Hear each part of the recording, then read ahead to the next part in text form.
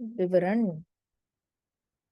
सो आज हम क्या करने वाले, भगवान श्री कृष्ण की जितनी भी लीलाएं बची हुई है ना, उसका एक समराइज्ड फॉर्मेट में हम लोग उसकी रिवीजन करने वाले, ठीक है। सो द्वारका में कृष्ण ने निवास अवधि में समस्त विश्व ने असीम सौंदर्य और संपत्ति का आनंद लिया। कृष्ण जो वृष्णि वंश में प्रमुख थे, द्वारका में अपने समस्त ऐश्वर्य तथा भाग्य की देवी लक्ष्मियों सहित प्रसन्नता पूर्वक निवास करते रहे एवं उनकी 16,108 रानियां नित्य युति से तथा सुंदर बनी रही। तो कृष्ण भगवान जो है वो पूरी तरह संपत्ति का, कृष्ण भगवान और उनकी फैमिली ने द्वारका की पूरी संपत्ति का संपूर्णतः से आनंद लिया था, because Krishna is supreme enjoyer. तो नॉर्मली मटेरियल वर्ल्ड में एंजॉयमेंट को ऐसे नीचा देखा जाता है कि ओ एंजॉयमेंट नहीं करनी चाहिए, गलत बात है। But enjoyment in Krishna consciousness is always encourage. Prabhupada कहते थे you can have sumptuous prasadam and you can dance a lot early morning in front of Lord, and you can sing beautiful kirtans and you can enjoy in Krishna consciousness. So enjoyment in Krishna consciousness is not looked down upon, लेकिन material भौतिक चीजों को लेकर enjoyment करना कहीं ना कहीं शास्त्रों में खंडन किया गया है इस बात का।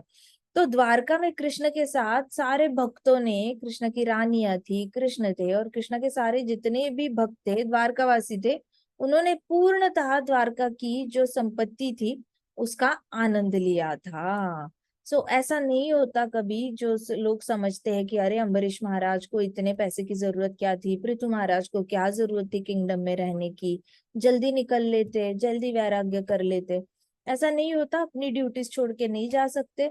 जितने भी द्वारकावासी थे, द्वारका में कहा जाता था कोई भी गरीब या भूखा नहीं सोता था।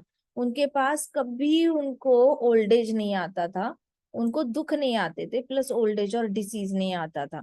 तो ये स्वर्ग लोक में जो ब्लेसिंग्स अवेलेबल है वो द्वारका में अवेलेबल थी, कि वहां पे आपको डिसीज और ओल्ड एज नहीं आता, साथ साथ आपके पास गरीबी आपको तंग नहीं करती। एट द सेम टाइम आप भले ही समंदर के बीच में रह रहे हो लेकिन आपको गर्मी और सर्दी तकलीफ नहीं देती। तो ये सारे जो भोग थे, उपभोग थे, वो द्वारकावासियों ने अच्छे से किए थे।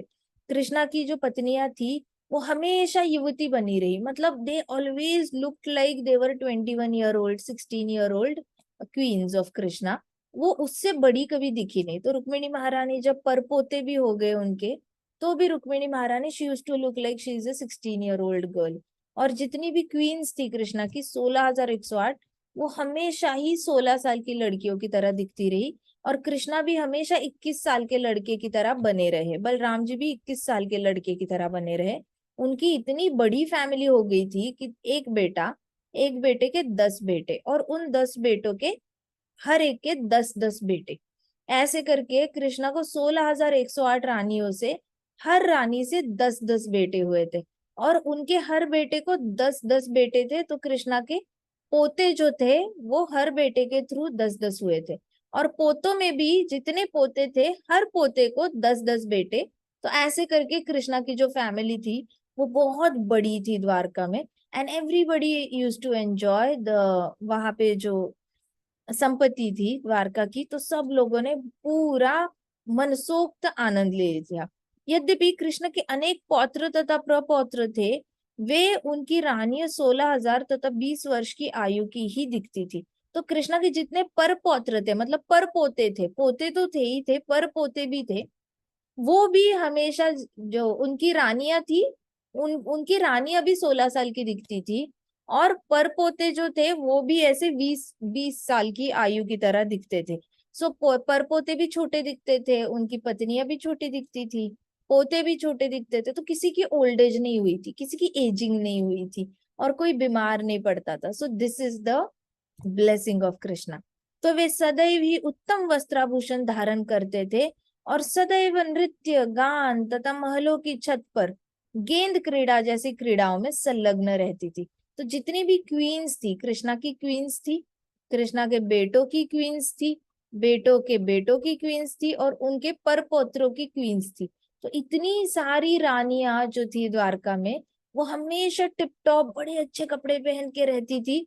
और हमेशा टेरेस पे उनको बॉल के साथ खेलते हुए दिखाई देता था, गेंद क्रीड़ा।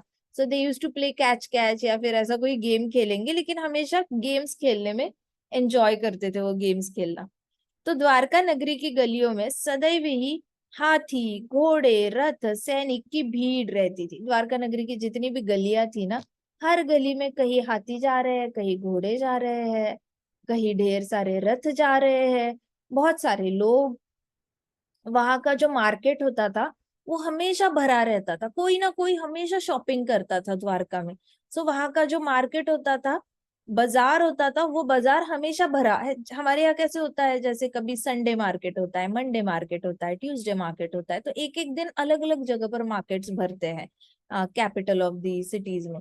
लेकिन कृष्णा के द्वारका में ना हर रोज ही मार्केट भरा रहता था, हर रोज बाजार भरता था, और बहुत सारे लोग जो थे वो वहां पे बिजी होते थे बाजार में।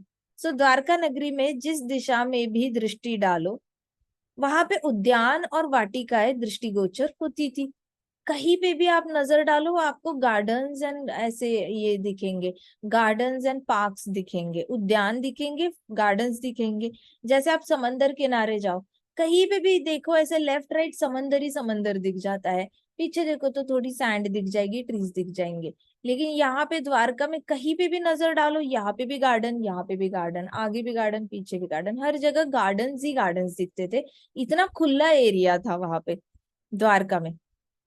तो प्रत्येक उद्यान फल तथा पुष्पों से लदे हुए थे और पौधों से युक्त थे।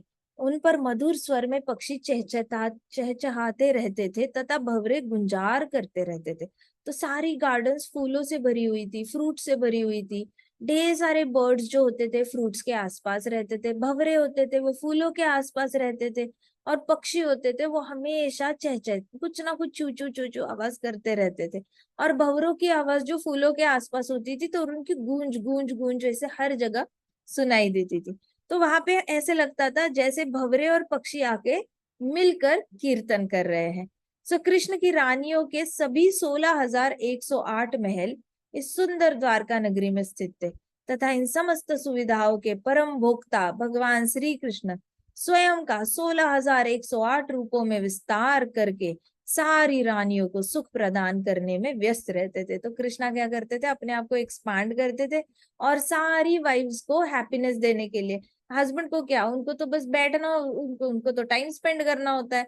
तो द्वारका नगरी द्वारकाधीश जो होते थे वो बस कहीं ना कहीं हर जगह आसपास रहते थे, और उनकी पत्नियां वैसी खुश होती थी, पंखा देकर, भोजन देकर, उनके साथ कोई क्रीड़ा करके, पानी में खेलते थे ये लोग, कभी दान करते थे, कभी बच्चों को कुछ सिखा रहे होते थे।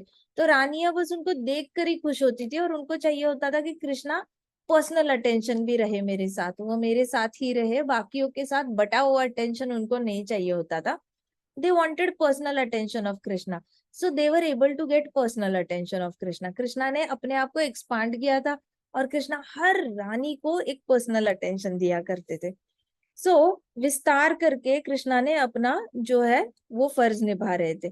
सो जलाशयों में स्फटिक के समान स्वच्छ जल में नील, पीच, श्वेत तथा रक्त वर्ण के अनेक कमल पुष्प थे। सो जितने भी लोटस फ्लावर्स थे, वो कुछ लोटस फ्लावर्स थे वो ब्लड रेड कलर के थे, कुछ लोटस फ्लावर्स थे वो रॉयल ब्लू कलर के थे, कुछ थे ब्लैक कलर के भी लोटस होते थे कृष्णा के पास, और कुछ व्हाइट कलर के लोटस होते थे। सो कुछ कलर्स हमने कभी सोचा नहीं होता कि लोटस इस कलर का भी हो सकता है, ब्लैक कलर का, बट कृष्णा के यहाँ पे तो ब्लैक कलर के लोटस भी चल जाते हैं। सो सारे कलर के लोटसेस वहां पे कृष्णा की गार्डन में मिल जाया करते थे। इन कमल पुष्पों का पराग वायु द्वारा चारों ओर ले जाया जाता था। सभी जलाशय सुंदर हंसों से, बतख से, बगुलों से पूर्ण थे, जो तैरते हुए संगीतमय ध्वनि करते थे।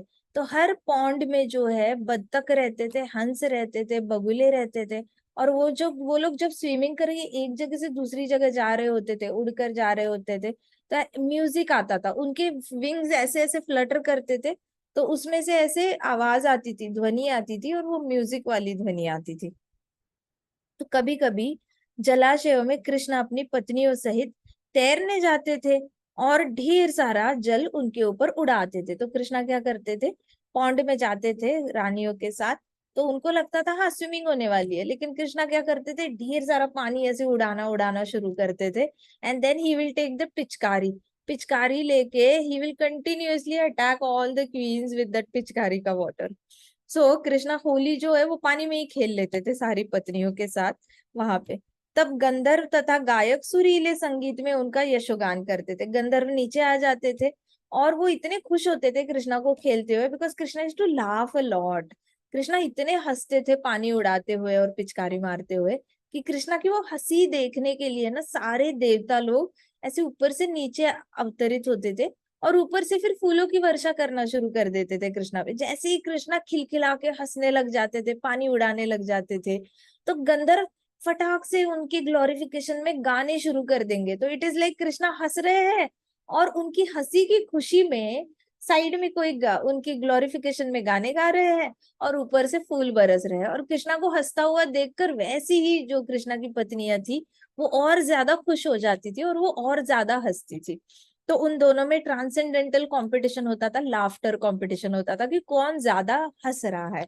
इस तरीके से उनकी जल क्रीड़ा बहुत यूनिक होती थी। तब गंधर्व तथा गायक भी वहां पे आके आनंद लेते थे।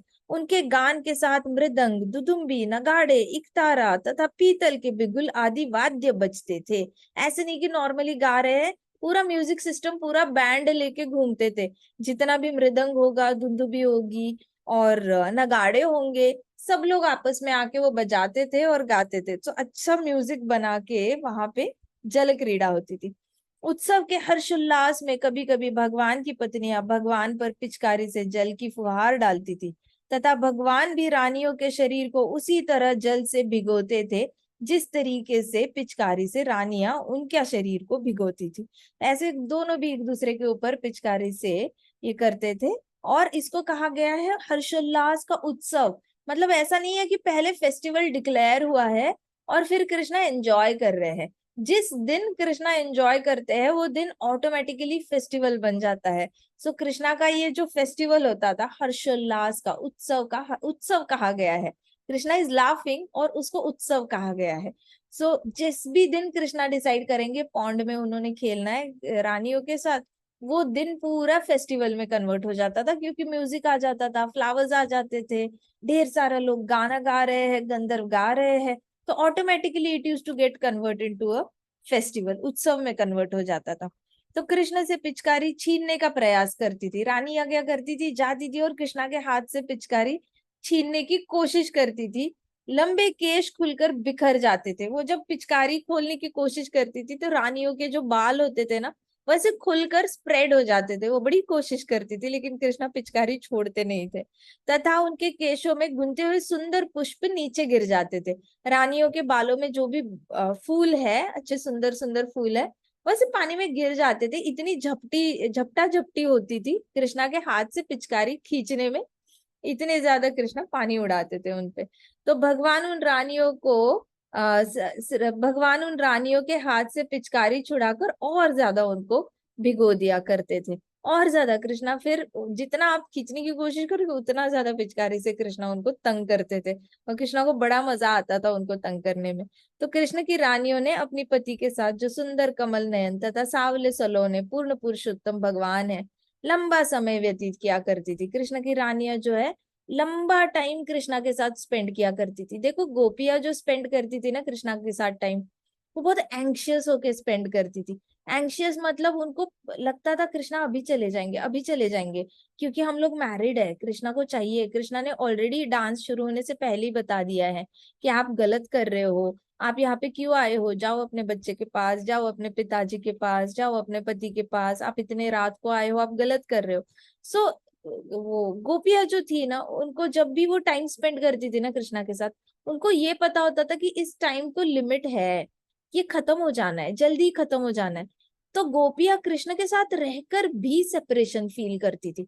उनको अंदर ही बर्निंग सेंसेशन उनके छाती में आ जाना लगता था कि कृष्णा कभी भी जा सकते हैं, ये डांस जल्दी खत्म हो जाएगा और हमें बहुत दिनों का, सालों का शायद वेट करना पड़े नेक्स्ट डांस के लिए। हमें बहुत वेट करना पड़ेगा, बहुत कृष्ण को रिझाना पड़ेगा, बहुत ज्यादा मन से इतनी ज्यादा इच्छा करनी पड़ेगी, तब जाके कृष्ण किसी दिन वापस बांसुरी बजाएंगे, हमें बुलाएंगे और वापस हमें मौका मिलेगा। तो ऐसा नहीं था कि हर रोज कृष्णा के साथ मौका मिलता था उनको।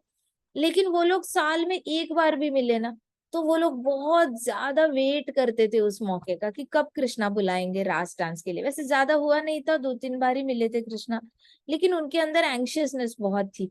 लेकिन उसके ऑपोजिट कृष्णा जब रानियों के साथ टाइम बिताते थे, तो वो लंबा टाइम बिताते थे। टाइम बिताते हुए किसी को भी, रानी को ऐसे लगता नहीं था कि अभी द्वारकाधीश को ऑफिस जाना पड़ेगा और काम करना पड़ेगा, अभी द्वारकाधीश के लिए कोई न्योता आएगा हस्तिनापुर से या इधर उधर से और उनको जाना पड़ेगा। उनके अंदर ना वो कंटिन्यूअसली एंग्शियसनेस नहीं रहती थी। वो लंबे लंबे टाइम तक खेलते रहते थे, जैसे कि बहुत टाइम है, दुनिया का सारा टाइम इनके पास ही है और कुछ काम ही नहीं है दुनिया में।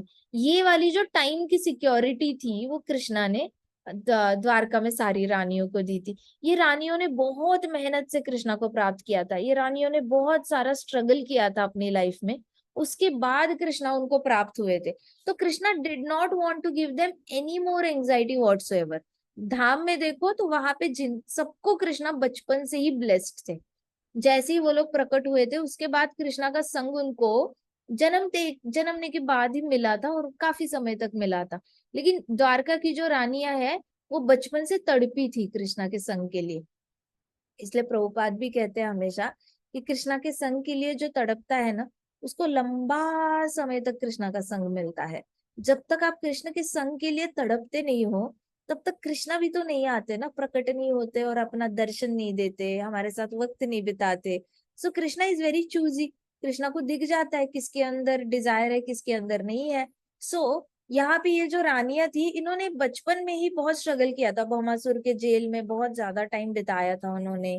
बाकी 8 रानियां थी, उन्होंने अपने तरीके से तपस्या करी हुई थी, वेट किया हुआ था कृष्णा से विवाह करने के लिए। So Krishna never gave them any time anxiety, ऐसे कभी नहीं। बहुत अच्छे से टाइम फ्रीडम दिया था, सिक्योरिटी दी थी कि तुम्हें जितना देर खेलना है मेरे साथ खेल सकते हो, मुझे कहीं नहीं जाना, मैं यहीं पे हूँ, मैं कहीं पे भी नहीं जा रहा। भौतिक जगत में भी देखो, लोगों को लगता है अभी बच्चों की छुट्टी खत्म हो जाएगी, वाइफ की छुट्टी खत्म हो जाएगी, हस्बैंड की छुट्टी खत्म हो जाएगी, नाना नानी दादा दादी ये लोग भी कुछ काम कर रहे हैं तो इनका भी छुट्टी खत्म हो जाएगी, तो अंदर वो थोड़ी बहुत एंग्शियसनेस होती है। लेकिन यहाँ द्वारका में किसी भी तरीके की एंग्शियसनेस थी नहीं, और वो लोग लंबे समय तक कृष्णा के साथ समय व्यतीत किया करते थे। कृष्ण भगवान भी उनके साथ लंबे समय तक समय व्यतीत करना पसंद करते थे। तो it was not a one way time spending, ऐसा कुछ चल नहीं रहा था वन वे। कृष्णा भी अच्छे से एंजॉय करते थे उनके साथ समय बिताना। तो कोई भी भक्त जो है कृष्ण से प्रेम करता है, वह स्वयं ही जीवन की कठिनाइयों से मुक्त हो जाता है। जो भी कृष्ण से प्रेम कर लेता है, उसके जीवन से कृष्णा सारी कठिनाइयां उठा लेते हैं। उस भक्त को ना कभी खुद की टेंशन लेनी नहीं पड़ती, कभी भी उसको ऐसे स्ट्रगल नहीं करना पड़ता कि अरे मेरी प्रॉब्लम है कौन सॉल्व करेगा, मैं अकेला हूँ इस दुनिया में, कोई नहीं है मेरा, कौन मेरी प्रॉब्लम, ऐसा कभी उसके मन से डायलॉग या फिर अंदर से उसको ऐसे कभी भाषा वो अपने साथ बात ही नहीं करता। वो हमेशा सोचता है कि कृष्णा है ना, कृष्णा देख लेंगे, कृष्णा है ना, कृष्णा कर रहे हैं कुछ ना कुछ, तो कृष्णा की नजर भी होगी हम पे।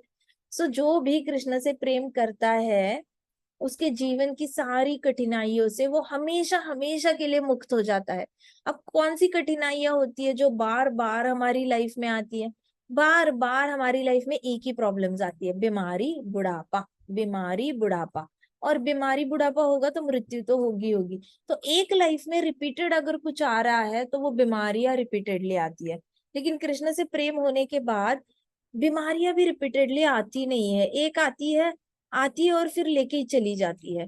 ऐसा नहीं कि एक के बाद दूसरी बीमारी, दूसरी के बाद तीसरी बीमारी, चौथी बीमारी, वैरायटी में बीमारियां नहीं आती। एट ए टाइम कोई एक ही बीमारी आएगी और वो लेके ही चली जाएगी कृष्णा के पास। लेकिन ऐसे बहुत ज्यादा बीमारियां नहीं आती। बुढ़ापा भी एक ही बार आता है और फिर वापस वो बुढ़ापा मृत्यु के बाद कृष्णा के पास ही लेके चला जाता है। बार बार बुढ़ापा नहीं आता अलग अलग योनियों में। सो आपकी जितनी भी कठिनाइयां होती है ना, वो सिर्फ वन टाइम हो जाती है एंड परमानेंटली डिसअपियर हो जाती है। तो कृष्ण तथा उनके भक्तों का पारस्परिक व्यवहार इतना आकर्षक है कि भक्त कृष्ण के अतिरिक्त अन्य किसी विषय का विचार कर ही नहीं सकता। कृष्ण और भक्त का रिलेशनशिप इतना ज्यादा ये होता है, डिवाइन होता है कि भक्त जो है वो कृष्णा को छोड़कर और कोई विचार करना चाहता नहीं और कर भी नहीं सकता। वो ये ना कहना प्रकार है ना, किसी भी तरीके से इधर से उधर से आके उसको कृष्णा ही याद आते हैं हर चीज में। वो कुछ भी बोलने जाएगा तो वो गलती से भी कृष्णा ही लाएगा उसमें। ऐसा नहीं कि वो इंटेंशन से कर रहा है, सोच के कर रहा है, बहुत सोच सोच के कर रहा है, बस वो ऑटोमेटिकली उससे हो जाता है। सो कृष्ण का और भक्त का जो रिलेशनशिप होती है वो बहुत ही ज्यादा डिवाइन होती है। बिना सोचे समझे भी भक्त जो है वो कृष्ण के बारे में बातें करता रहता है और भूल नहीं पाता कृष्ण के बारे में। तो कृष्ण के प्रति उनकी रानियों का प्रेम इतना परिपूर्ण था कि वे कभी कभी रात भर सो ही नहीं पाती थी। वो रानियां कृष्णा से इतना प्रेम करती थी कि वो रात रात भर कृष्णा को देखती रहती थी। कृष्णा सोए रहते थे अच्छे से, ऐसे करके ऐसे सोए रहते थे, लेकिन रानियां जो है वो पंखा करते करते कृष्ण को देखती रहेंगी, देखती रहेंगी, उनको नींद ही नहीं आती थी। कृष्णा इतने सुंदर लगते थे। आप देखना कुछ कुछ माताएं होती है, उनको जब बच्चे हो जाते हैं, उनको उनका पहला बच्चा या दूसरा बच्चा जो भी बच्चा होता है वो इतना अच्छा लगता है। आप खासकर मैटरनिटी हॉस्पिटल्स में आपको डॉक्टर्स बताएंगे या नर्सेस बताएंगी कि कुछ माताएं होती है वो जन्म देती है बच्चे को, उनके पास बच्चा रखा जाता है और उनको अपना ही बच्चा इतना अच्छा लगने लगता है कि कुछ कुछ माताएं 7-7 रातों तक सोती नहीं है। वो सो ही नहीं पाती बच्चे को देखकर, उनको वो बच्चा इतना प्यारा लग जाता है कि वो रात रात भर अपने बच्चे को देखती है, दिन दिन भर देखती रहती है। ऐसे करके कुछ कुछ माताओं ने 7-7 दिन और रात जाग कर निकाले होते हैं। ऐसा नहीं क्योंकि बच्चा रो रहा है इसलिए, क्योंकि वो सो ही नहीं पा रही है, वो देख देख के उनका मन नहीं भर रहा है बच्चे को देखकर, इतना ज्यादा उनको अपने बच्चे से प्यार हो जाता है। सो ये बहुत कॉमन है जहाँ पे स्लीप डिप्रिवेशन कहा जाता है, स्लीप चली जाती है, इतनी खुशी हो जाती है बच्चे को देखकर कि वो खुशी उनको कंटेन करना मुश्किल हो जाता है। वैसे कृष्णा की रानियां थी, वो कृष्णा की सौंदर्य से इतनी ज्यादा देवर इन सच ऑ इन द सेंस कि उनको वो ओवरकम नहीं कर पाती थी, इतना प्रेम हो जाता था कृष्ण से। तो वो रात भर पंखा करते करते ना कृष्ण को देखती रहेंगी, लेकिन उनका मन नहीं भरता था कृष्णा को देखकर, बिल्कुल भी मन नहीं। जैसे आप जाओ कृष्ण बलराम टेम्पल में, आप कितना भी राधा रानी के दर्शन कर लो, कितना भी कृष्णा बलराम जी के दर्शन कर लो, आपका मन ही नहीं भरता। ऐसे लगता है बलराम जी को देख लिया और देखना है और देखना है, अच्छा लेकिन कृष्णा को नहीं देखा, अभी कृष्णा को देख लेते हैं, फिर मन करता है नहीं बलराम जी को देखे, फिर लगता है कृष्णा को देखा नहीं, कृष्णा क्या सोचेंगे, फिर कृष्णा को देखो, फिर उसके बाद लगता है बहुत देर से कृष्णा को देख रहे हैं, राधा रानी क्या सोचेगी, राधा रानी को देख लेते हैं। राधा रानी के दर्शन करने जाओ, फिर मन करता है वापस कृष्णा को देखने का मन कर रहा है, कृष्णा को देखो तो राधा रानी को देखने का मन कर रहा है। मन ही नहीं भरता भक्त का, कितना भी दर्शन करो मन ही नहीं भरता। वैसे किसी टेम्पल में जाओ जो गौर निताई से अटैच्ड है, वो गौर निताई में से भक्त कंफ्यूज हो जाता है, गौर को देखे या निताई को देखे, कितना देखे कितना ना देखे, इतना ज्यादा कंफ्यूजन में भक्त रहता है। तो भक्त का और कृष्णा का रिश्ता जो है वो बहुत ही ज्यादा डिवाइन होता है। वो किसी वर्ड्स में आप लिख नहीं सकते। कृष्णदास कविराज गोस्वामी जी कहते, अगर मेरे पास भगवान अगर प्रकट होके मुझे कुछ शब्द दे देना तो मैं इस चैतन्य चरितमृत जो मैंने लिखा हुआ है इसको मैं 10 गुना और अच्छा लिखने की कोशिश करूं, लेकिन अनफॉर्चुनेटली मेरे पास इतनी वोकैबुलरी ही नहीं है कि मैं एक्सप्रेस कर पाऊं कि मुझे कितना प्रेम फील होता है चैतन्य महाप्रभु के लिए। वैसे मीराबाई भी यही कहती थी कि हे गिरिधर, तुम्हें पूजने के लिए, तुम्हारे बारे में बोलने के लिए मेरे पास शब्द कम पड़ रहे हैं, कृपा करके मुझे शब्द दे दो, उधार में मुझे शब्द दे दो ताकि मैं तुम्हारी और ज्यादा सराहना कर पाऊं। सो भक्त हमेशा शब्दों को ढूंढता ही रह जाता है, इतने कम पड़ जाते हैं वर्ड्स। सो कृष्ण के प्रति उनकी रानियों का प्रेम इतना परिपूर्ण था कि वो रात भर सो नहीं पाती थी।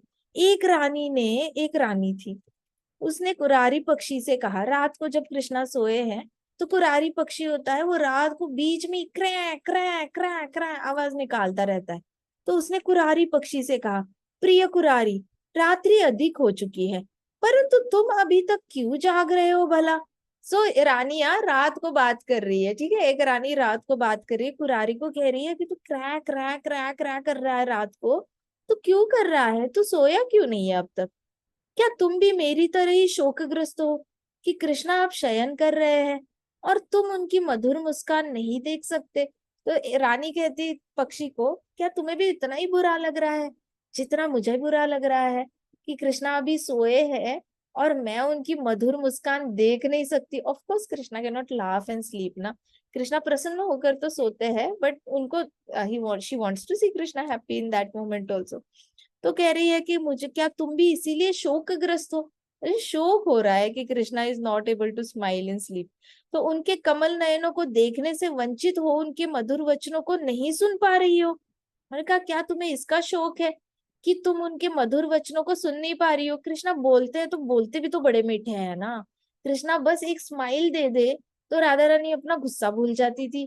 कृष्णा बस एक छोटी सी स्माइल दे दे, यशोदा माई अपना गुस्सा भूल जाए, नंद बाबा गुस्सा भूल जाए, कोई कृष्णा पे गुस्सा ही नहीं कर पाता था। कृष्णा ने कितना भी बड़ा से बड़ा क्यों ना गलती की हो, गुनाह किया हो, गोपियां भी, बड़ी बड़ी गोपियां नाराज नहीं रह पाती थी कृष्णा से। सो कृष्णा की स्माइल इतनी मेस्मराइजिंग है, प्लस वो मीठी मीठी बातें करेंगे फिर तो भूल ही जाओ, आपको याद ही नहीं रहेगा कि मुझे गुस्सा किस बात का था और मैं गुस्सा क्यों हुई थी। तो गोपियों को याद नहीं रहता था वो लोग गुस्सा क्यों है, लेकिन उनको लगता था कुछ तो हुआ था, गुस्सा थे। लेकिन जैसे ही कृष्णा ने अपनी तोतली तोतली भाषा में बोलना शुरू किया, हम भूल ही गए कि यशोदा हम आए क्यों थे, हम क्या कंप्लेन लेकर आए थे। वो कंप्लेन ही हम भूल जाते हैं। तुम्हारा लल्ला ऐसी मीठी बातें कर लेता है कि हमें पूरी तरह भुलवा देता है। सो कृष्णा की वाणी जो है ना वो बड़ी मधुर है। यहाँ पे हमारे महाराज कहते थे कि आप अगर सिर्फ अपनी वाणी मधुर रखोगे ना तो आपके बिगड़े हुए काम सवर जाएंगे, सिर्फ वाणी मधुर करने से। जितने भी बिगड़े हुए काम, मतलब किसी के साथ अनबन हो चुकी है, कोई आपसे नाराज हो चुका है, किसी ने आपसे बात करना बंद कर दी है, या कोई आके हमेशा ही आपको कुछ ना कुछ खरी खोटी सुना के चला जाता है, ऐसे जो भी बिगड़ा हुआ काम है ना, वो बिगड़ा हुआ काम मीठी वाणी से सवर जाता है। कहते हैं ना कि मीठी वाणी बोलिए मन का आपा खोल, और को शीतल करे आपो शीतल होए। सो मीठी वाणी करोगे तो सामने वाला जो इतना टेंशन में होता है, उसके जीवन में अपने दुख होते हैं, जब आप सिर्फ बोलने से, मीठा बोलने से उसको क्या हो जाता है, उसको शीतल कर देते हैं, उसको हम ठंडा कर देते हैं। और जब सामने वाला ठंडा हो जाता है, आप खुद भी ठंडे हो जाते हो, आप खुद भी आनंदमय हो जाते हो। अगर सामने वाले के हृदय का परमात्मा आपसे प्रसन्न हुआ ना, तो आपके हृदय के परमात्मा भी प्रसन्न हो जाते हैं। तो नेचुरली हैप्पीनेस का रेसिप्रोकेशन बड़ी अच्छी से होता है, सिर्फ मीठी वाणी। So this is a skill जो कोशिश करनी चाहिए डेवलप करने की। चाहे आपका मूड कितना भी खराब हो, चाहे आपकी तबीयत कितनी भी खराब हो, and you are not feeling well, at least keep a pleasant smile on your face and talk sweetly. ये दो चीजें करनी है, ठीक है। दो चीजें आप जितना ज्यादा प्रैक्टिस करोगे ना, उतना ज्यादा it will become a part of your personality, आपके आपके शरीर का एक हिस्सा बन के रह जाएगा। और धीरे धीरे आपको लगेगा कि अच्छा, this is how I function, ये तो मेरा ओरिजिनल है, मैं ओरिजिनली ही ऐसा हूँ, ऐसे लगने लगेगा। सो स्माइल एंड मीठी वाणी, ये दो चीजें कभी नहीं भूलनी चाहिए, because Krishna never forgets that. Krishna is always smiling and Krishna always talk sweetly. Krishna के पास कितना भी पैनिक करके चाहे वो भृगु मुनि आ जाए लात मारे, तो भी कृष्णा अपनी मीठी वाणी नहीं छोड़ते। वो तो बाकियों ने छोड़ी मीठी वाणी, लेकिन कृष्णा ने कभी मीठी वाणी नहीं छोड़ी। तो देखो, अब देखो, जब शिवजी के ऊपर दक्ष ने डांटा था तो शिवजी शांति से निकल गए, ही डिडंट गिव एनी मीठी वाणी। भृगु मुनि जब ब्रह्मा जी के पास गए, दंडवत नहीं किया, तो ब्रह्मा जी ने मीठी वाणी नहीं दी, डांटा उसको, बेटे होके तुम्हें पता नहीं मैनर्स क्या होते हैं। फिर जब भृगु मुनि शिव जी के पास गए, तो शिव जी ने उनको डांटा नहीं, उन्होंने सीधा त्रिशूल निकाला, he was about to kill him. मीठी वाणी इज प्रोप्राइटरशिप ऑफ कृष्णा। अगर हम डिवोटीज है कृष्णा के, तो हमारा तो अधिकार बनता है कृष्णा से ये गुण लेने का। हमारा तो, हम, हमारे जन्म सिद्ध अधिकार है। हम as a we are Krishna parts and parcels, हम कृष्णा के बच्चे हैं। और कृष्णा का अगर ये वाला गुण हमारे अंदर नहीं आया तो क्या ही लिया हमने कृष्णा से। सो ये छीन के लेना है ये गुण कृष्णा से, मीठी वाणी और स्माइल। तो दूसरी रानी ने फिर वहां पे कहा कि अहो चक्रवाकी, मेरे विचार में तुम भगवान के चरणार विंदों में एक माला चढ़ाकर उसे अपने केशों में धारण करने के लिए उत्सुक हो। दूसरी रानी थी, उसने देखा चक्रवाकी पक्षी था, वो भी रात को आवाज कर रहा है, तो उसने बोला चक्रवाकी को, मुझे ऐसे लग रहा है तुम कृष्णा के चरण कमलों पे फूल ऐसे ऑफर करके उसकी माला बना के तुम अपने गले में डालना चाहती हो। जैसे हम जाते हैं ना वृंदावन, किसी टेम्पल में जाते हैं और हम कहते हैं कि प्रभु जी माला दे दो, राधा रानी की माला दे दो, गोपाल कृष्णा की माला दे दो, बलराम जी की माला दे दो, माला दे दो, किसी की भी माला दे दो, माला दे दो। तो ऐसे करके भक्त ना हाथ ऐसे करके खड़े रहते हैं, लिटरली बहुत देर तक खड़े रहेंगे। और कुछ लोग बोलेंगे, कुछ लोग बिना बोले चुपचाप हाथ ऐसे करके, कितनी भी भीड़ हो ना, सर ऐसे हो रहा है, हाथ आगे होता है, और जब हाथ में माला पड़ती है इतने खुश हो जाते हैं, अपने गले में डाल के फिर निकलते हैं सामने से। तब तक दर्शन करते ही रहते हैं, हाथ ऐसे फैला के बैठे रहते हैं, कब माला मिलेगी, कब माला मिलेगी, कृष्णा ने पहनी हुई माला कब मिलेगी। ऐसे करके सब भक्त वेट करते रहते हैं। किसी दिन अच्छा नसीब निकला तो अच्छा मिल जाती है माला। सबसे बेस्ट मेथड होती है, किसी ब्रह्मचारी को पकड़ो और उनको बोलो प्रभु जी प्लीज जाके हमें एक माला दे दो, that is also one of the good method. तो एक रानी ने कहा चक्रवाकी को कि क्या तुम यहाँ यही चाहती हो कि तुम कृष्णा के चरणार विंदों पे तुम माला चढ़ा के अपने गले में पहनाना चाहती हो, क्या तुम उसका वेट कर रही हो? मुझे तो लग रहा है तुम बहुत उत्सुक हो रही हो कृष्णा के चरण कमलों पे ऑफर की हुई माला अपने गले में पहनाने के लिए। तो तीसरी रानी ने कहा, हे सागर, बिना शयन किए तुम दिन रात गर्जना क्यों करते रहते हो? अब वो लोग तो द्वारका में है ना, द्वारका में चारों ओर से समंदर की जो लाटे है, वो टाइड्स है, वो थाड़ थाड़ थाड़ बहुत ज्यादा आवाज आती है। समंदर तो आप रात को जाओ कभी शांत नहीं होता, I don't know what is wrong with him, but रात को भी समंदर बड़ा शोर मचाता है। मतलब शांति होनी चाहिए, पूरी दुनिया सोई है लेकिन समंदर शोर मचाएगा। somehow समंदर is never ever silent in the night. तो ये तीसरी रानी जो है वो सागर को कहती है कि तुम दिन रात गर्जना करते रहते हो, तुम रात को भी चुप नहीं बैठते। मेरे विचार में तुम्हें कृष्ण से प्रेम होने के कारण तुम्हें अनिद्रा का रोग हो गया है। सो कृष्णा से प्रेम हो जाता है तो अनिद्रा का रोग हो जाता है, ऐसे कहा। क्योंकि रानियों को नींद नहीं आ रही थी, वहां पे गोपियों को नींद नहीं आती थी। यशोदा मैया रात भर मक्खन निकालती थी, वो रात भर सोती नहीं थी, 3 बजे उठ के मक्खन निकालती थी। यशोदा मैया मक्खन निकालती थी तो यशोदा मैया के हाथ की चूड़ियां बजती थी। और फिर यशोदा मैया जब ऐसे ऐसे हिलाती थी तो ऐसे लगता था जैसे कीर्तन चल रहा है, क्योंकि जो ऐसे हिल रहा है वो जो मक्खन निकाल रही है तो उसकी आवाज ऐसे आती थी जैसे नगाड़े बज रहे, डुमुक डुमुक डुमुक डुमुक डुमुक ऐसे आवाज आती थी। और फिर साथ साथ यशोदा मैया की चूड़ियां भी बजती थी, छुमुक छुमुक छुमुक, तो ऐसे लगता था जैसे कीर्तन चल रहा हो। और फिर सुबह 3 बजे गोपियां भी उठ जाती थी, 3 बजे उठकर वो भी मक्खन निकालती थी। तो कई सारी गोपियां इकट्ठे आकर मक्खन निकालती, सबकी चूड़ियों की आवाज छन छन छन छन आती थी। और सबके वो जो मेजर स्टिक है जो जिससे मक्खन निकल रहा है उसकी डुमुक डुमुक डुमुक डुमुक ऐसे आवाज आती थी। और फिर वो गाते रहते थे बीच बीच में कंटिन्यूअसली गोविंद का नाम लेकर गाते थे। तो प्रॉपर कीर्तन होता था सुबह सुबह चूड़ियों की आवाज पे, और मक्खन निकालते हो। तो वैसे ही अभी सागर की इतनी ज्यादा आवाज आ रही है, इसको रात को नींद नहीं आ रही है। तो रानी कह रही है क्या तुम्हें भी अनिद्रा का रोग हो गया है, इंसोम्निया हो गया है? It is a very common sign कि शिला नामाचार्य शिला हरिदास ठाकुर जब कृष्ण से प्रेम हो गया था तो वो नाम लेना बंद ही नहीं कर पा रहे थे। इतना 22-22 घंटा जाप करते थे। भक्ति सिद्धांत सरस्वती महाराज 23 घंटे जाप करते थे।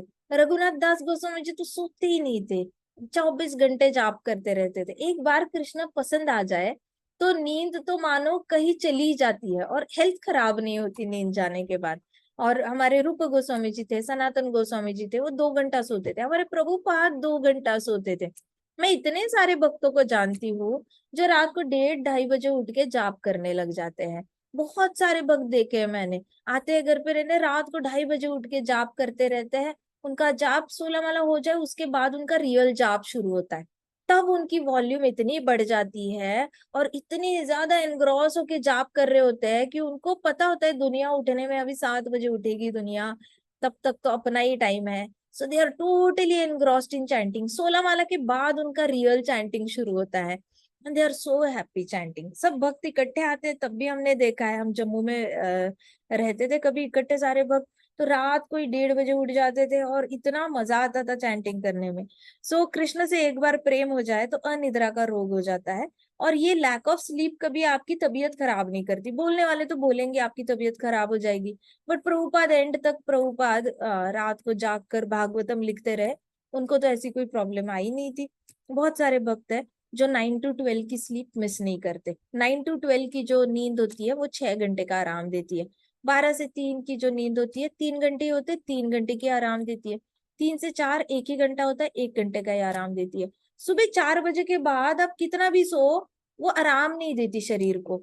वो शरीर का अपना अपना अंदर से काम फैक्ट्री शुरू हो चुकी होती है, तो body is already burning calories, body has already started working out. फर्क इतना है कि आप बेड पे लेटे हो, लेकिन बॉडी को कोई रेस्ट नहीं मिलता 4 बजे के बाद, इसलिए कोई फायदा ही नहीं होता 4 बजे के बाद लेटने का। 4 बजे के बाद उठ उठ उठ के खड़े हो जाओगे ना, तो भी बॉडी वैसे ही काम करेगी जो लेट के बॉडी ने अपना काम शुरू कर दिया है। सो आइडियली रात के 9 से 12 की नींद मिस नहीं करनी चाहिए, कोशिश करनी चाहिए, क्योंकि 3 घंटे में 6 घंटे का आराम, ये तो मतलब डबल बोनांजा ऑफर दे दिए कृष्णा ने। तो यह तीसरी रानी थी, उसने कहा, हे सागर, तुम्हें लगता है कृष्ण से प्रेम रोग हो गया है और इसकी वजह से तुम्हें अनिद्रा का रोग हो गया है। मैं यह स्वीकार करती हूँ, क्योंकि इस रोग ने मुझे भी नहीं छोड़ा है। रानी कहती कि ये रोग तो, अनिद्रा का रोग तो मुझे भी हो चुका है। जब से मैंने कृष्णा को देखना शुरू किया है मुझे नींद ही नहीं आती, मुझे और देखूं और देखूं और देखूं ऐसे लगता है। और मुझे इतना पता है, हे सागर, कि इस बीमारी का कोई उपचार नहीं है। इस बीमारी बीमारी का उपचार ही नहीं है। When you lose sleep over Krishna consciousness, उसके बाद you can not get the sleep again. You, it is next to impossible, क्योंकि आपको नींद में भी आनंद आना बंद हो जाता है। तो आपका तमोगुण इतने नेक्स्ट लेवल पे इरेडिकेट हो जाता है, आपकी बॉडी से ही तमोगुण पूरी तरह चला जाता है, कि sleep doesn't give you happiness now. Now you want to wake up early, you want to read as much as you can, you want to chant, you want to read. आपको भजन गाने का मन करता है, कीर्तन करने का मन करता है, डीटी वर्शिप करने का मन करता है, कृष्णा के लिए भोग बनाने का मन करता है, अलग अलग डिशेस बनाने का मन करता है। सो बहुत सारे कृष्णा रिलेटेड एक्टिविटीज करने का मन करता है। आगे की कथा हम कल करते हैं, ठीक है। ग्रंथराज श्रीमद् भागवतम की जय, शिल प्रभुपाद की जय, श्री श्री राधा श्याम सुंदर की जय, श्री श्री कृष्ण बलराम की जय, वृंदावन धाम की जय, समस्त भक्त वृंद की जय। हरे कृष्णा कृष्णा कृष्णा हरे हरे, हरे राम राम राम हरे हरे, हरे कृष्ण महासंकीर्तन यज्ञ की जय।